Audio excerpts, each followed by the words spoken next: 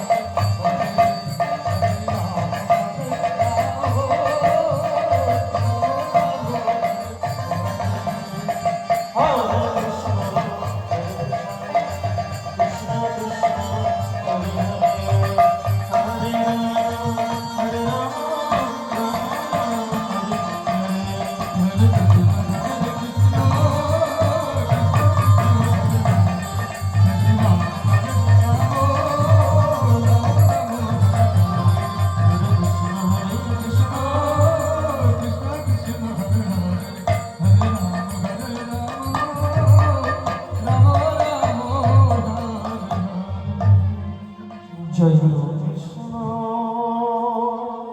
দেখুন বাবা, তাই আমার ভগবান যুগে যুগে অবতীর্ণ হয়েছে, কখনো বা বরাহ, কখনো কর্ম, কখনো বা বামন রূপে ভগবান আমার এই ধরাধামে অবতীর্ণ হয়েছে। দুষ্টকে দমন করে সৃষ্টকে বলন করবার জন্য ভগবান নানাবার নানা রূপে অবতীর্ণ হয়েছে। তাই আমার ভগবান শ্রী জন্মগ্রহণ করলেন মথুরায়, কংসের কারাগারে, আর পালন হলেন বৃন্দাবনে নন্দ ঘোষের ঘরে মা যশোমতী রানী নাই। গোপাল মা যশোমতী রানী নাই দিনে দিনে বড় হতে লাগলেন। গোপাল মা যশোমতী রানী নাই মনে আনন্দে নৃত্য করছেন। হরিবল হরিবল হরিবল।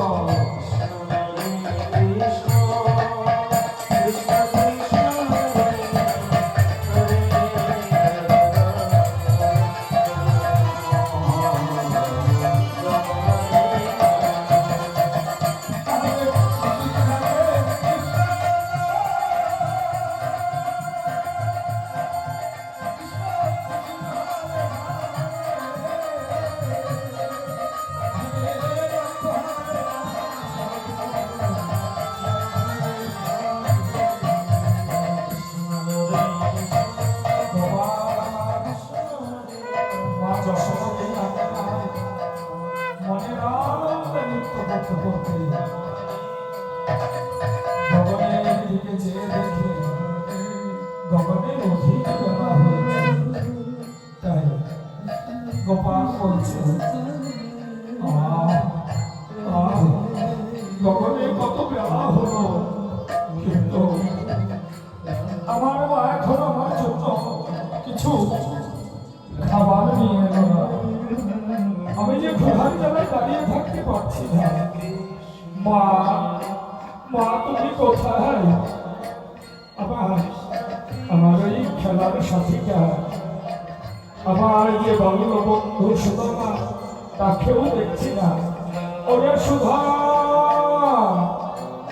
ওরে ও সুধা,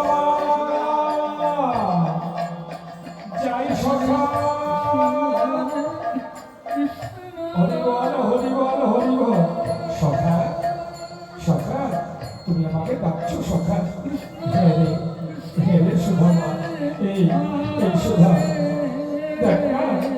দেখ না সুধা মা, গগনে কত বেলা হলো, কিন্তু এখনো পর্যন্ত আমার মা আমার জন্য কোনো খাবার নিয়ে এলো না। জানি সুধা মা, আমি যখন ক্ষুধার জ্বালা সহ্য করতে পারি না, তখন আমি ওই গোপীগঞ্জের ঘরে গিয়ে ক্ষীর সংগমনে চুরি করে আমার উদর জ্বালা পরিপূর্ণ করি। তখন আমার মা আমাকে ধরে কি মারটাই না মারে,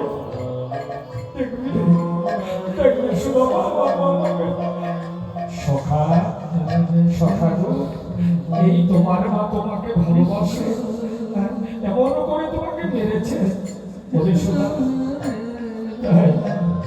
তাই আজ আমি গোপীগঞ্জের ঘরে চুরি করতে যাব না, আমি মায়ের ঘরেও থাকবো মানে সুধা। তাই আমার মনে বাসনা জেগেছে সখা, তোমার মনে কি বাসনা জেগেছে সখা? সুধা মানে আমার মনে কি বাসনা জেগেছে জানিস? আমি যেতে চাই ওই গুরু আশ্রমে। তাই আমি একবার মায়ের কাছে অনুমতি নিয়ে গুরু আশ্রমে চলে যাব। সুদামা বললেন সখা সখা আমাকেও তোমার সঙ্গে নিয়ে যেও, আমিও যাবো গুরু আশ্রমে। বেশ, তবে একবার মাকে ডেকে মার কাছ থেকে অনুমতি নিয়ে চল চল আমরা গুরু আশ্রমে যাব। মা, ও মা, মা, এদিকে মা যশোমতী আজ গোপালকে ডাকতে ডাকতে চলেছে, বলছে ওরে গোপাল, ওরে ও বাবা গোপাল, গোপাল, মা, মা গো এসেছো এসেছো মা, মা গো জানো মা, ওরে গোপাল, মা আজ আমি তোমার কাছে একটি অনুমতি চাই মা। আরে বাবা গোপাল, আমি জানি না বাবা তুই আমার কাছে কি অনুমতি চাস। মা গো, আমি তোমার কাছে কি অনুমতি চাই জানো না? মা, আজ আমি যেতে চাই ওই গুরু আশ্রমে।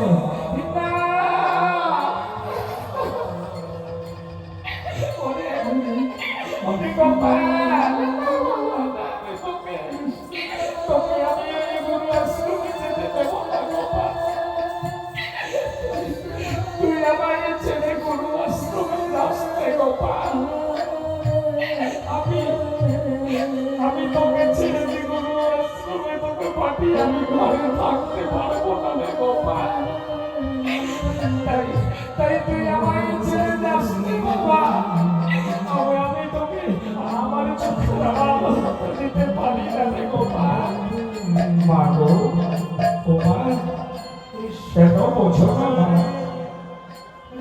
গুরু আশ্রমে যদি না যাই, গুরুর চরণে যদি আশ্রয় না করি, তাহলে আমার জ্ঞানের আলো প্রস্ফুটিত হবে। আমি যেমন গোপীগঞ্জের ঘরে যাই চুরি করতে, মা গো গুরু আশ্রয় করলে আমার সেই মনোবৃত্তি থাকবে না। আর আমার তো আমার জ্ঞানের আলো প্রস্ফুটিত হয়নি।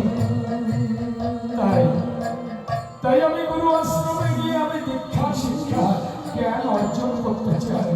মা গো, তুমি বাধা দিও না, বাধা দিও না, একবার বিদায় নাও মা, আমরা গুরু আশ্রমে গমন করি।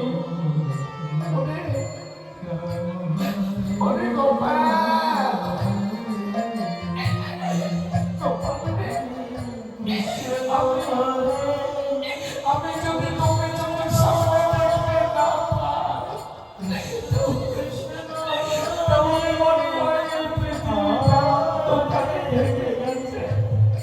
গোপাল রে তুই আমাকে ছেড়ে যাস রে বাবা বাবা চিরদিনের মতো তো তোমায় ছেড়ে যাবো না গুরু আশ্রমে গিয়ে গুরুর কাছে দীক্ষা শিক্ষা জ্ঞান অর্জন করে অচিরে আবার ফিরে আসবো সুধামা সুধামা দাঁড়িয়েছিল সুধামা ছুটে গিয়ে মায়ের দুটি চরণ জড়িয়ে ধরল বাবা ও মা আমিও যাবো মা আমিও যাবো সখার সঙ্গে একবার বিদায় দাও মা ওরে সুধামা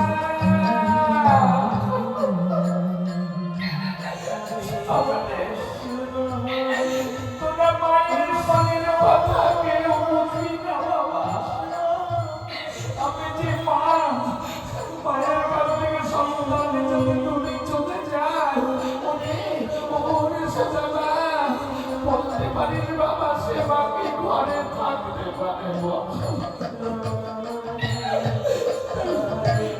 তাই তোরা চাষতে সোজা আমাকে ঘরে রেখে তোরা গুরু আশ্রমে যাচ্ছে বাবা ও মা শুনেছি পিতা মাতা নাকি সন্তানকে সুপথে এগিয়ে যায়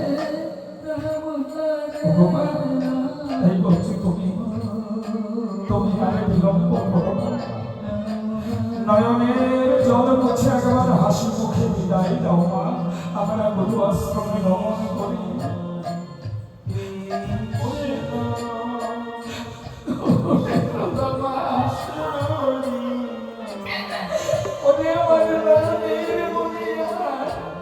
আমার অঞ্চলের দ্বিতীয় গোপাল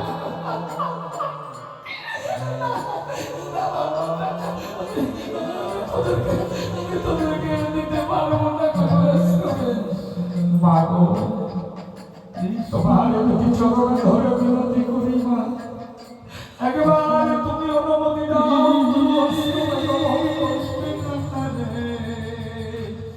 সুদামা বলছে মা ও মা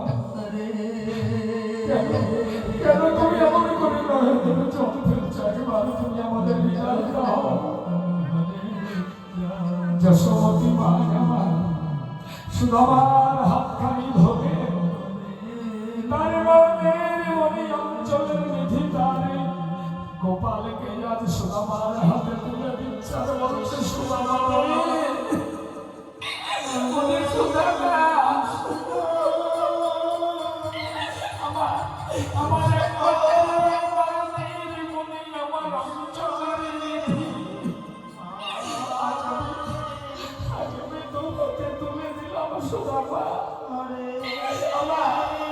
আমার গোপালকে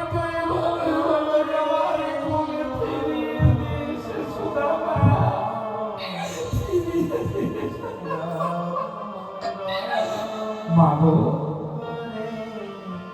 আমি তোমায় কথা দিলাম না এই সুদামার দেহে প্রাণ থাকা পর্যন্ত আমি আমার সখানকে আমি ফুলের আঁচড়ও রাখতে দেব না তাই এবার তুমি বিদায় দাও বিদায় বিদায় জননী বিদায়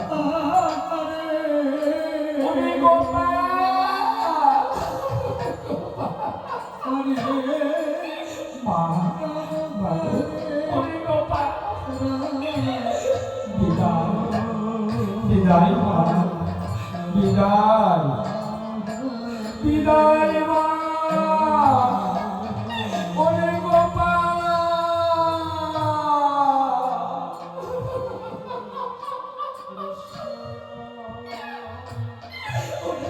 ওরে গোপাল চলে গেল আমার গোপাল চলে গেল গোপাল রে হরি বল হরি বল হরি বল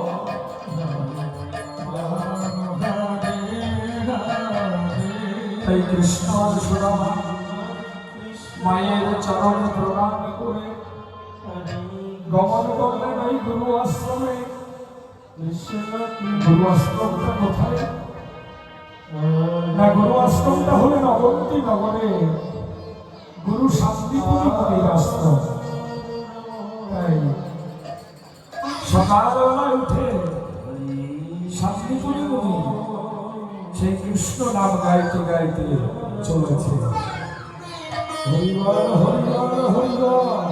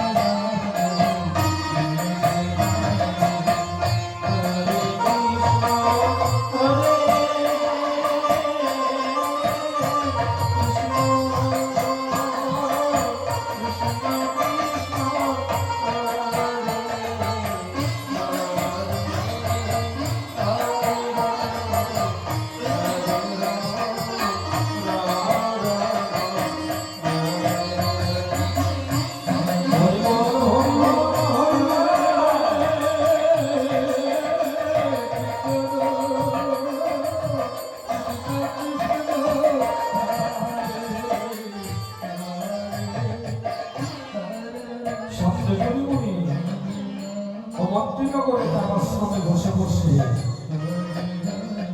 কৃষ্ণ নাম করছে। আর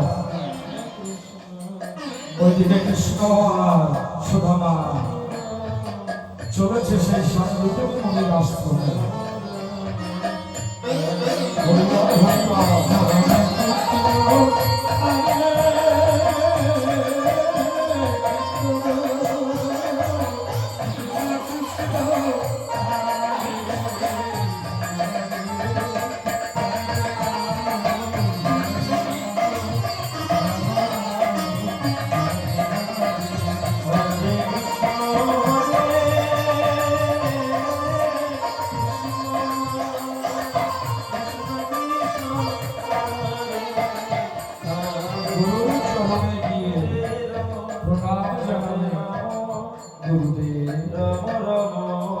তব চরণে প্রণাম গুরুদেব।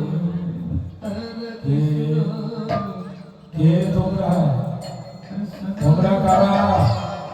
কোথা থেকে এসে আমায় গুরুদেব জ্ঞানে প্রণাম করে আমার এই কৃষ্ণ বন্ধ করে দিলে? বলো বলো, তোমাদের বাড়ি কোথায়? তোমাদের নাম কি? কৃষ্ণ গুরুদেব, ওই বৃন্দাবনে আমার বাড়ি। আমার নাম কৃষ্ণ। কৃষ্ণ ও কৃষ্ণ, তুমি যে কৃষ্ণকে ব্রহ্মা চতুর্মুখে দিবান সুধান করে যার সন্ধান না পায়, যে কৃষ্ণকে দিবান পঞ্চমুখে ধ্যান করে যার সন্ধান না পায়, যে কৃষ্ণ নামে যমুনার জল উজাড় হয়ে যায়, যে কৃষ্ণ নামে কাভিবৎস করে ফিরে ফিরে আসে, ও কৃষ্ণ তুমি। গুরুদেব, আমি রাখাল কৃষ্ণ গুরুদেব। ওই মাঠে ঘাটে বনে জঙ্গলে আমি গোবর্ষ চারণ করে বেড়াই। ও বেশ, তবে বলো কেন এসেছো? কেন এসেছো আমার আশ্রমে? গুরুদেব, আমি এসেছি আপনার চরণে আশ্রয় গ্রহণ করব। গুরুদেব, আপনি আমার কর্ণগহরে মন্ত্র দান করুন। গুরুদেব, আপনি আমাকে মন্ত্র দিয়ে আপনার চরণে আশ্রয় দিন। গুরুদেব,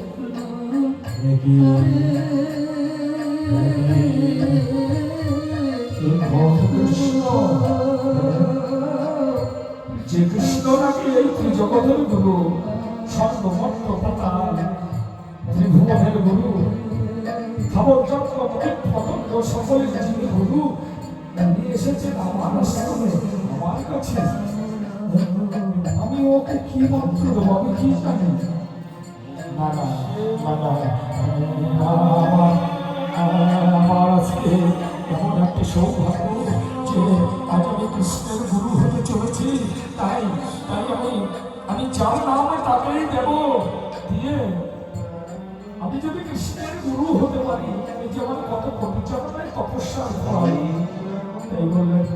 ও কৃষ্ণ আমি তোমাকে মন্ত্র দেব। অদূরে সুদামা দাঁড়িয়েছিল, সুদামা ছুটে গিয়ে গুরুর দিকে চরণ জড়িয়ে ধর্মত গুরুদেব, আপনি আমাকে মন্ত্র দান করুন গুরুদেব, আমি আপনার চরণে আশ্রয় চাই গুরুদেব। দেখি তুমি এবার কে, তোমার নাম কি, তোমার বাড়ি কোথায়? আমার আশ্রমে একটা নিয়ম আছে তো নাকি, যে নাম পরিচয় না জেনে আমি আমার আশ্রমে জায়গা দিতে পারি না। বলো তোমার বাড়ি কোথায়, তোমার নাম কি? গুরুদেব ওই বিদর্ভ নগরে আমার ঘর, আমি আমি এক দুঃখে বলার হতভাগা সন্তান। আমার নাম সুদামা। গুরুদেব গুরুদেব দয়া করে আপনার চরণ থেকে যেন সরিয়ে দেবেন না। কৃষ্ণ বললেন গুরুদেব সুদামা খুব ভালো ছেলে, তাই আপনি ওকেও মন্ত্র দিন। বেশ, তবে তুমি যখন বলছো কৃষ্ণ, বেশ এসো, তবে আমি আজ তোমাদের দুজনকেই মন্ত্র দেব। তাই শান্তিপুরি মুনি তার আশ্রমে আজ কৃষ্ণ সুদামাকে মন্ত্র দান করছে। হরিবল হরিবল হরিবল।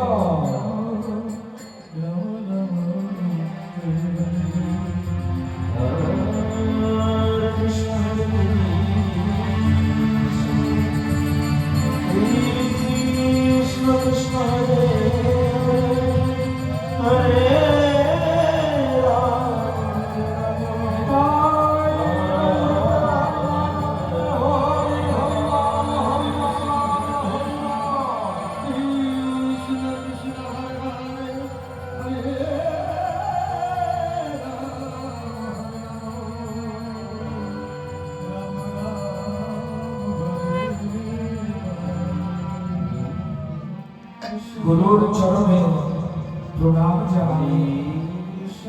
জানিয়ে বললেন গুরুদেব গুরুদেব আজ থেকে আমরা আপনার শিষ্য ছিল। হ্যাঁ বাবা, আজ থেকে তোমরা আমার শিষ্য ছিলে। গুরুদেব আজ থেকে আমাদের হাতে খড়ি দেবে। হ্যাঁ, আজ থেকে তোমাদের আমি হাতে খড়ি দেবে। আচ্ছা গুরুদেব, আমাদের এই আশ্রমে শুধু কি আপনার কাছে এই শাস্ত্র শিল্প লেখাপড়া শিল্প, না এই সঙ্গে আরো কিছু কর্ম আছে? কৃষ্ণ তোমাদের এই সঙ্গে আরো কিছু কর্ম করতে হবে। বেশ গুরুদেব বলুন বলুন, তবে সে কর্মটা কি? এসো বাবা এসো। ওই দেখো অদূরে দেখা যাচ্ছে বন, সেই বনে থেকে শুকনো কাষ্ঠ নিয়ে এসে দেবে, আর আমি সেই শুকনো কাষ্ঠ দিয়ে আমার আশ্রমে যজ্ঞ করবো, আমি প্রভুর ভোগ বানাবো। গুরুদেব পথ তো মনে হচ্ছে অনেক দূরের পথ। হ্যাঁ বাবা, সেই তো দৌড় হবে বলতে। তবে শোনো, বুঝতে পেরেছি তোমরা ভাবছো অনেক দূরের পর বনে গিয়ে খোদা কৃষ্ণা পাবে। ঠিক আছে বাবা, চিন্তা করো না, দাঁড়াও আমি তোমাকে জল খাবারের জন্য নাড়ু বেঁধে দিচ্ছি। সাথী আজ কৃষ্ণ সুদামাকে কিছু নাড়ু বেঁধে বলছে, এই যাও বাবা, এগুলো সঙ্গে করে নিয়ে যাও। যখন মনে গিয়ে খোলা প্রশ্নটা পাবে, তখন এগুলো দুই বন্ধু ভাগ করে খেলো। কেমন? তাহলে এবার আমরা আসি। এসো বাবা এসো। হরিবল হরিবল হরিবল। এই গুরুর চরণে প্রণাম করে কৃষ্ণর সেবা গমন করলে ওই বনবাসে।